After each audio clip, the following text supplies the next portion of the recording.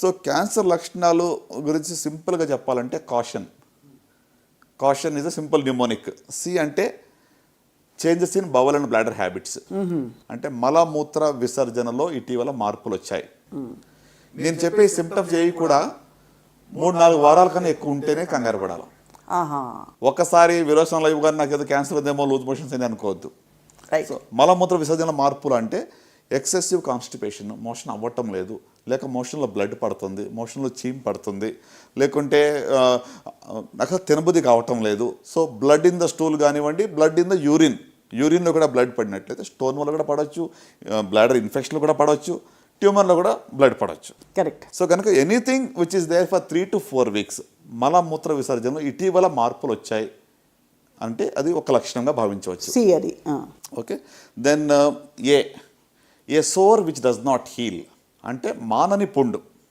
శరీరంలో ఏ భాగంలో అయినా కూడా మానని పుండు ఉంటే నిర్లక్ష్యం చేయకూడదు. నొప్పి లేకపోయినా పర్వాలేదు, మానని పుండు ఉంటే వెంటనే డాక్టర్ని సంప్రదించాలి. దాన్ని రాచపుండని ఊరికే అనలేదు. అంటే మానని పుండు ఎందుకంటే ఫర్ ఎగ్జాంపుల్ మీరు టంగ్ బైట్ అయిందనుకో, నాలుగు ఖర్చుకుంటే చిన్న పుండు అవుతుంది, వారం 10 రోజుల పుండు మానిపోతుంది. అవును.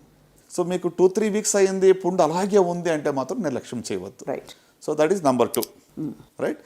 తర్వాత యూ అంటే అన్యూజువల్ బ్లడ్ డిశ్చార్జ్, బ్లడ్ కానివ్వండి, వైట్ డిశ్చార్జ్ కానివ్వండి, లేకుంటే రక్తస్రావం కానీ ఎక్కువగా విన్నట్లయితే అది క్యాన్సర్ యొక్క సిమ్టమ్. అంటే వెజనల్ బ్లీడింగ్ కావచ్చు, అతను బ్లీడింగ్ పర్ రెక్టమ్ కావచ్చు, అన్యూజువల్గా వైట్ డిశ్చార్జ్ కానీ లేకుంటే రక్తస్రావం ఎక్కువగా అవుతున్నట్లయితే అది క్యాన్సర్ యొక్క లక్షణం. మెన్స్ట్రుయేషన్లో అన్యూజువల్ బ్లీడింగ్ అయ్యి మెనోపాజ్ తర్వాత తగ్గిపోయిందంటే అది పీసీఓడి తప్ప ఇంకోటి కాదు కదా సార్? డెఫినెట్లీ. ఇంకొకటి మీరు అడిగారు కదా, పోస్ట్ మెనోపాజల్ బ్లీడింగ్ అని వస్తే గిన never to neglect. So post menopausal బ్లీడింగ్లో యూటరిన్ క్యాన్సర్ ఉందా లేదా అని తెలుసుకోవడం చాలా ప్రాముఖ్యం. నెంబర్ 1 ఇంటెన్షన్ మాకు అదై ఉంటుంది. పోస్ట్ మెనోపాజల్ బ్లీడింగ్ అనేది అసలు డాక్టర్ నిర్లక్ష్యం చేయకూడదు, పేషెంట్ నిర్లక్ష్యం చేయకూడదు.